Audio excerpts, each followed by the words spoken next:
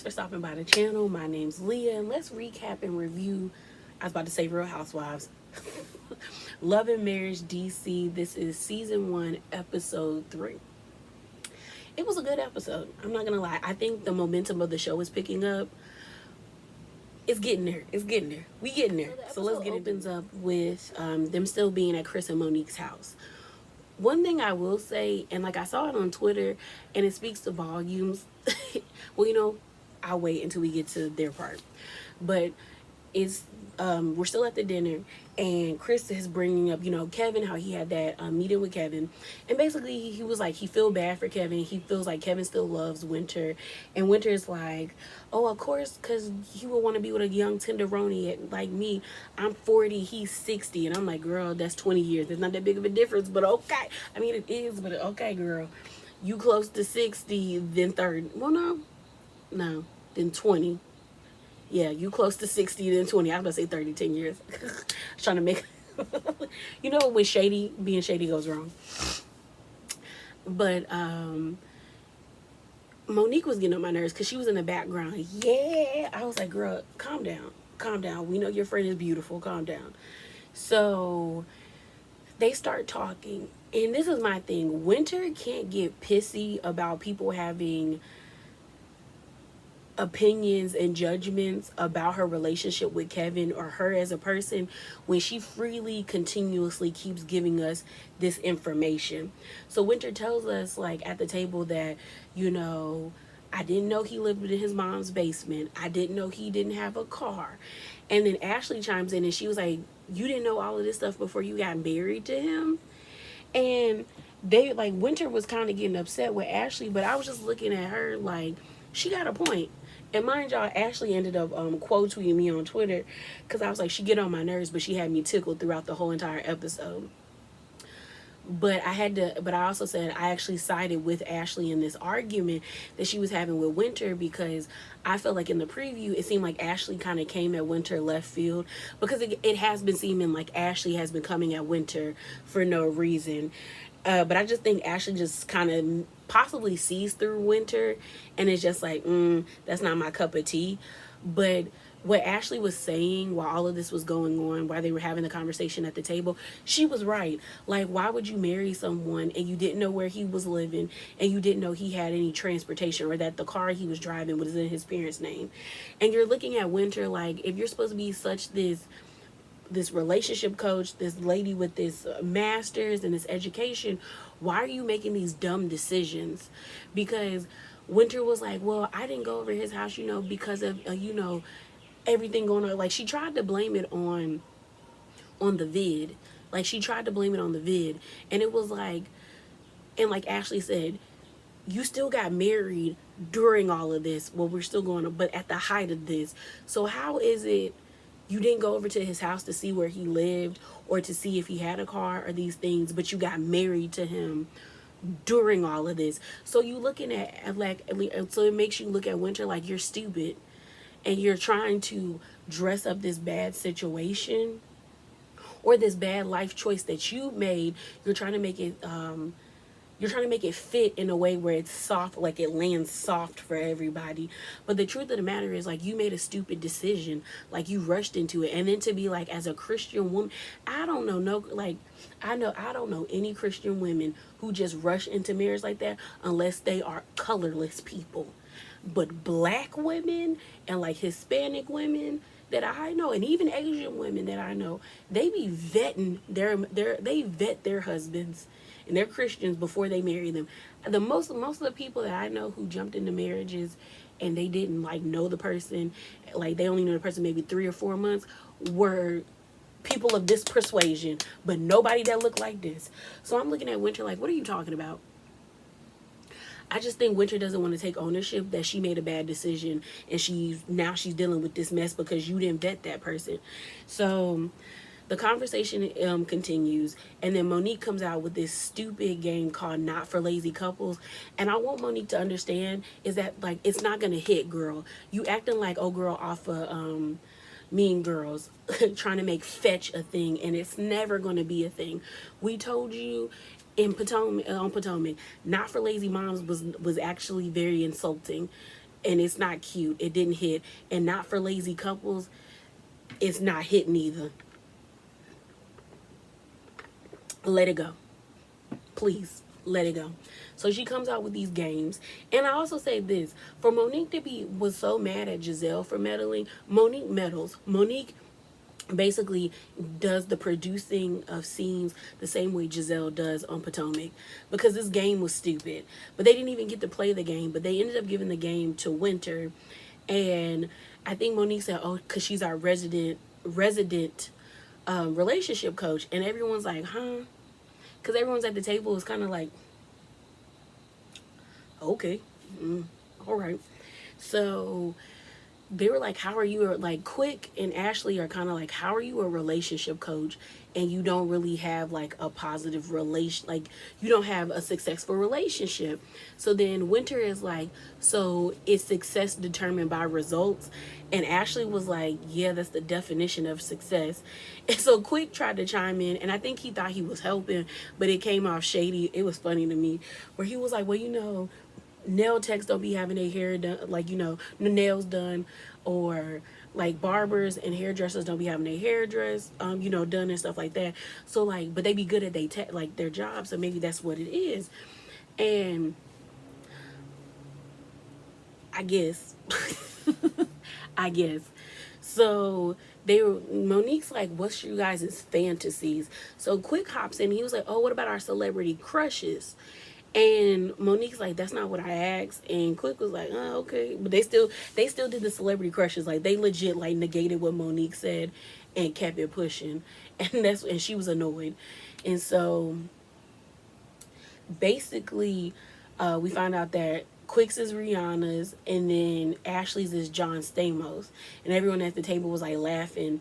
And Ashley was basically saying that, like, I don't know, like, you can't really have celebrity crushes like you did back in the 90s, because, like, I could get any of them. And everyone was laughing at the table.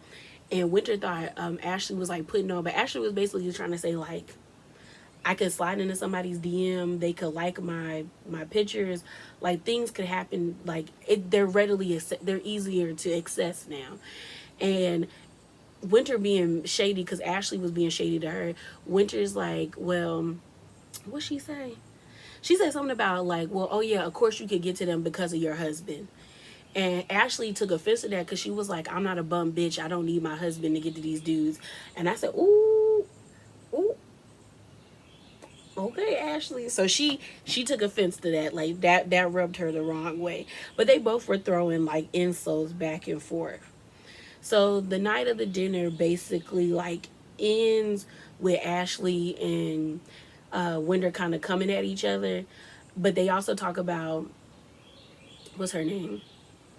Monique and Chris going to Africa and stuff like that. So then we move on to the next scene, where we see our Arena and Jamie, and we find out that Arena, she runs. You could tell body is goals.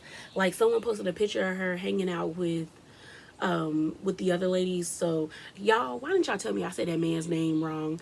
So it was Neil. I think I was calling him Nolan. It was Neil and Tasha. Tasha is the girl that used to be Monique's hairdresser. But there was a picture of Tasha, Ashley, Monique, and Arena on poolside. Arena she looked good. I said, come on, 48, and looking better than looking better than a whole squad. So I love this. So we see where she get it from. She be working out. She do her thing. She look good. She look so good. So Jamie brings up the whole conversation about Arena talking about the infidelity. I don't like the way he be talking to them. I don't like the way he talked to his sons, and I don't like the way he talked to her. Like, he acts like he be trying to chastise her, because he, like, I guess he's in his 50s, and she's, like, on the cusp of 50, but he talks to her condescendingly, because he was like, you were always getting on me about talking too much and sharing too much, and now you sharing too much. And I was just kind of like, well, like, bro, if you did cheat, you cheated. It is what it is. Like, she's still with you, so deal with it. But yeah, he get on my nerves. He need to work on that. I hope, because he doesn't seem like a bad person, but I hope he watches his back and sees that he's like, he can be very, like, I don't want to call it mean, but very condescending and like dismissive. So I'm gonna need him to work on that because I do like Arena. She's beautiful. I like her. So the next scene we get of Chris and Monique, and they're packing up to go to Kenya. You know, like I said, we ended up seeing them all over social media in Africa. One thing I will say, and like I think I mentioned it in before. I was like, I'm gonna wait till I get to this point. Monique is not likable. Neither is Chris. And the way she talks to him is off-putting in the sense of she speaks to him very, she does what Jamie does to Arena. Like, they're both very dismissive and condescending people. And I don't know if she don't get that or she just thinks everything she does is right, but it's annoying. That's what I'm gonna. And someone posted something online that I was like, that's what it is. It's because we all liked Monique based off of the fact that we didn't like the Green Eye Bandits. And now that the Green Eye Bandits aren't here to like make us want to gravitate to Monique, we're starting to see who Monique really is, and it's off-putting. That's just what it is. It also is interesting to see that she fades into the background a lot quicker. Like, her scenes can be throwaway scenes. And on top of that, it's funny how she tried to say that RHOP was the reason why, like, you know, like her marriage, like she didn't want them to destroy her marriage. But I really do feel like this show will, because a lot of people are starting to see her as like the issue. And I don't know if she's going to be able to combat that in any way, because it's like everything Chris does, it annoys her. And maybe that's like that happens when you're in any type of relationship where you're just frustrated with your significant other, or heck, even a friend or a parent or a sibling, and it's like everything they do annoys you. Like, if they breathe wrong, you annoyed. And it's like she's giving very much that energy. Like, they're having the conversation, she gets angry and she's like, don't you ever tell me to be quiet. And Chris is like, well, I told you to hush. He was like, and she says, don't be talking Alabama, I talk Jersey. That makes no sense to me, other than, are you trying to say he talks stupid, or are you trying to say like he doesn't make sense and Jersey makes sense? It just like that whole sequence was dumb. And like, someone tweeted me and was like, Monique married a simple Alabama boy thinking she was gonna get Aristotle. Like, she speaks to him as though she thinks he is stupid. Them frogs is going. I don't know. Y'all might be able to hear the frogs in the background. They going off right now. But it was just kind of like she got real mad at him. The other part was, why was Chris big self sitting on that counter with shoes on? Like he had his leg on the counter and them sneakers was too close to that table. I didn't like that they were arguing in front of the kids. I was like, the conversation that they were having, I was like, y'all could have that conversation like outside, because it was just like, it wasn't needed. But I guess, you know, some people say it's important to have arguments in front of your kids, but also, excuse me, resolve these issues. But it didn't seem like they resolved it. She just seems frustrated and annoyed with him, and I really don't think she understands that it's like a lot of people are siding with him based off of the way you're acting. And that's not to absolve Chris from like from his duties. Like, if your wife is asking for more, or asking to be loved on more, or you to put more effort, then you should do that. If you want your marriage to work, like, there's give and take. And so Monique basically is saying like they're friends, but they lack the romance part. So it's like, you got to put forth the effort, and it doesn't seem like Chris is trying to put forth the effort, or he's putting forth an effort, but it's not up to what Monique wants it to be. So he even said he feels like he can't do anything right with her, and possibly you can't. It just seems like, I don't want to put all the blame on her, because we're not getting like a full scope of their marriage, but it just seems the part that they're giving us, she seems to be more of an issue than him. Like, it's like, it does seem like Chris is trying, but she seems to be like to the point where she's over it. Then she's talking about she wants to have this like ethereal moment where they just come back as one. And it's like, when you do those types of things, you set yourself up for failure. Like, you should always have expectations, but you shouldn't have expectations so high that you know for a fact the person that you are having these expectations for can't reach them. And it seems like she has these expectations out of somebody who doesn't seem like he can go that deep. Like Chris gives very much surface level, like what you see is what you get, and she's looking to like connect with someone on a deeper level, and I don't think he can give her that, and she's wanting that. So I don't know what they about to do. I really don't. We then get this we get this scene of Winter and her mom meeting up. Winter was like crying, but no tears were coming out. She was like patting her face. I was like, spare me them tears. Basically, what we find out is that, what's his name? Kevin went to her mom and asked her mom, could he court Winter?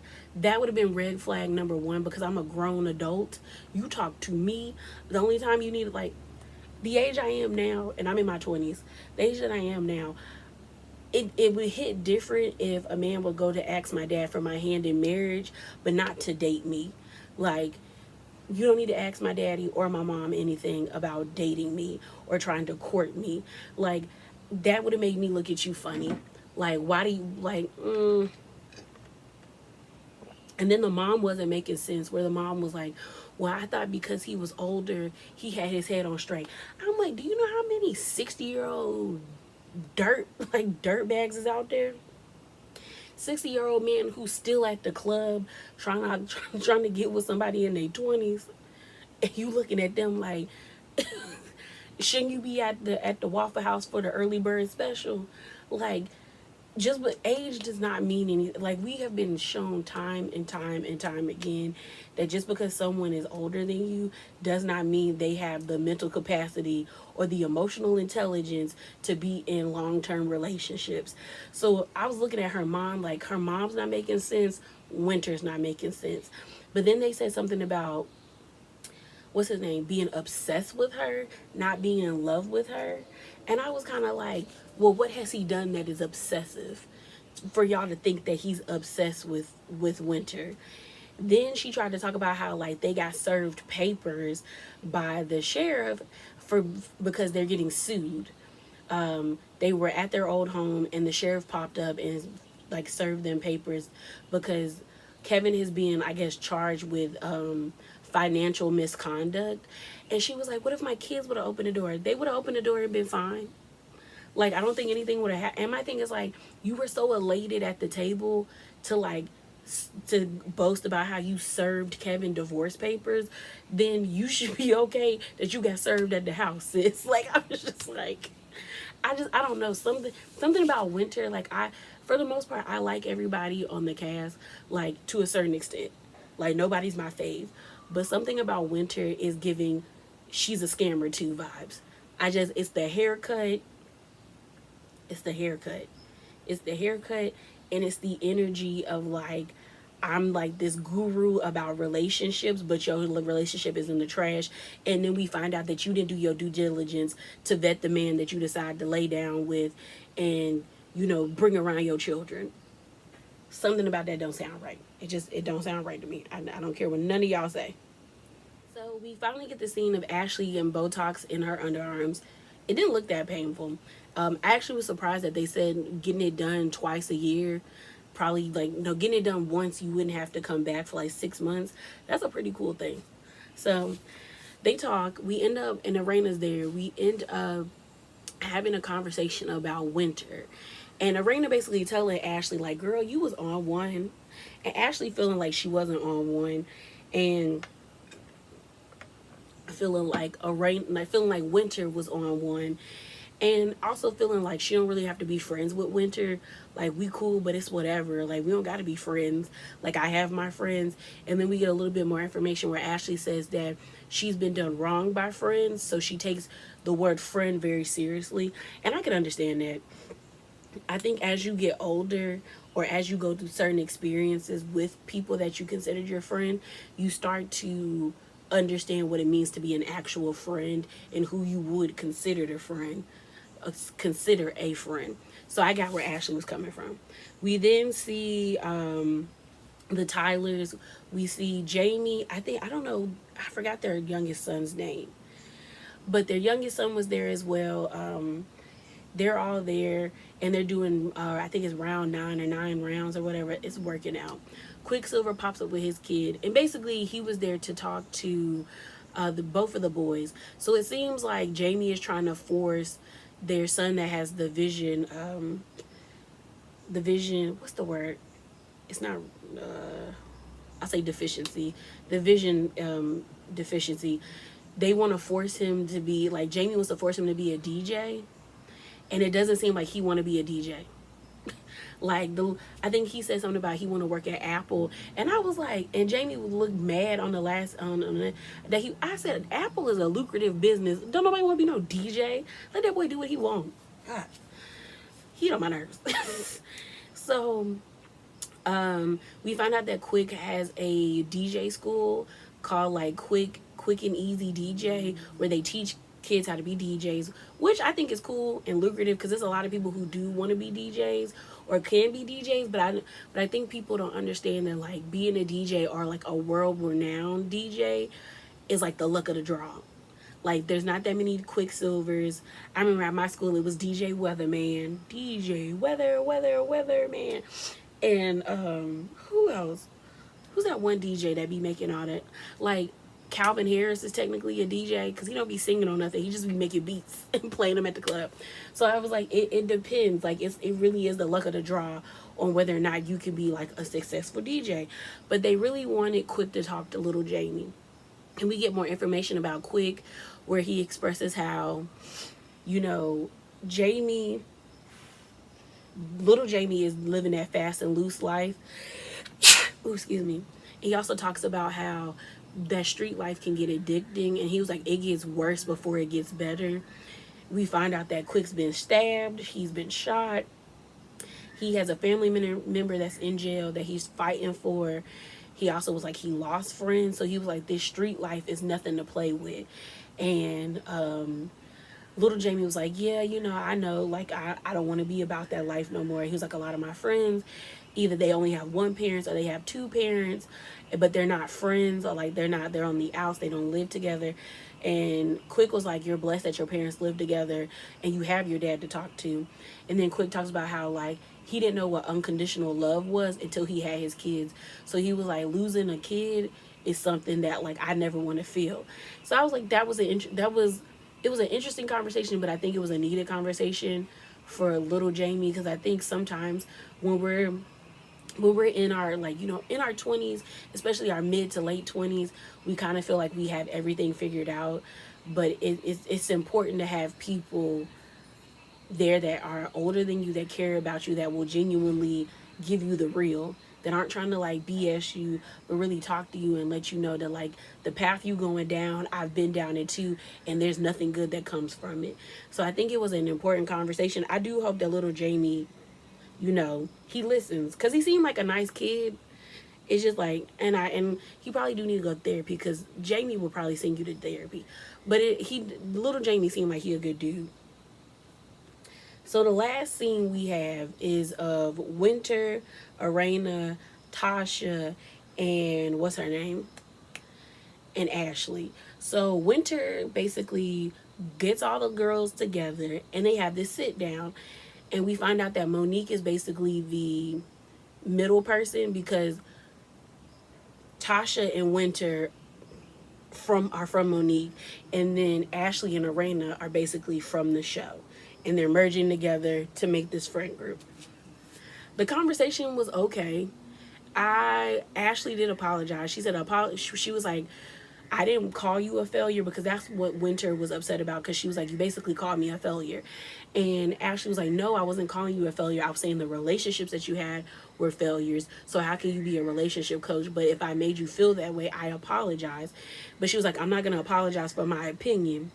We also find out that Ashley don't really consider Arena like a friend yet. She was like, we still associates. Arena said she was cool with it, but she kind of looked like, girl. But then Ashley was like, we ain't even been to each other's homes. Like, and I got where Ashley was coming from. The thing about Ashley that I do like is Ashley seems like she's bold, but she's upfront. Like she's gonna tell you how she feels, and she don't. And I don't think sometimes I don't think she means to be like mean or nasty. I just think she's just like telling the truth. But she does need to learn how to do it with tact, though. You gotta put some, you know how they like we do it down in the South, put sugar on shit. You gonna have to sprinkle a little sugar on your delivery. Like, still be honest with people, but do it with some tact. But she basically said, like, girl, you gave us like all this information, and every time we meet each other it's about your relationship. So then Tasha chimes in, which I was with Ashley when she was like, Tasha, why are you talking? Like, I'm like, girl, you're a friend of, and you're a friend of based off of Monique, and Monique's not here. So be quiet, drink this champagne, eat your food, and just be glad we allowed you to film in this scene. Like, hush. Because Tasha was trying to interject, and what I find funny is I think Tasha was supposed to be where Winter is sitting, but the people didn't like her. Because it's giving very much like, because I've seen multiple pictures of like Tasha being with the group and Winter not being there, that I think Winter and Tasha got switched out, and it seems like Tasha just didn't have a good enough storyline and they just weren't featuring it. But that was their conversation, really. Basically, Winter just feels like Ashley is mean. Ashley's mean. And I don't know, Ashley, I don't think Ashley is like mean per se, but like I said, she needs to be more tactful in the things that she's saying. Ashley just be saying stuff, and then she be like, ain't nobody gonna check me, so I'm gonna say it. And she gotta work on that. But yeah, I think the episode was good for what it was. I will say, you know, so I'm wondering where this show is going to go. So far, I like it, but I think we need more. And when I say that, I'm just like wondering. So here's the thing: if you don't know, but Love and Marriage Huntsville was like the beginning of all of this, and they just had a fight in the parking lot at somebody's beauty supply stuff. I don't really watch that show. I find everybody on that cast to be hella insufferable. Even y'all Queen Mel is insufferable and annoying. But so I don't really like watching that show. But I think it was Martell and the dude that's married. I think is that Maurice or no, that's Marcel. Marcel that's married to Tisha. They got into it. And I'm just wondering, is that where this show would be headed, depending on who they add to the cast? Because it doesn't seem like anybody was like throw hands per se.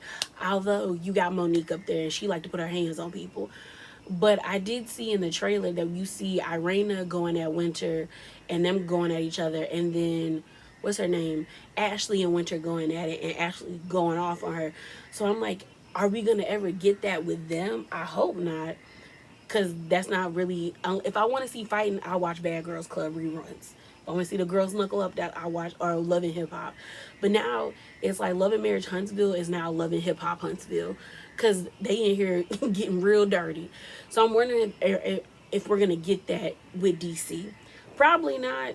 But if it do pop up, I'll let y'all know. We gonna review it. We gonna talk about it.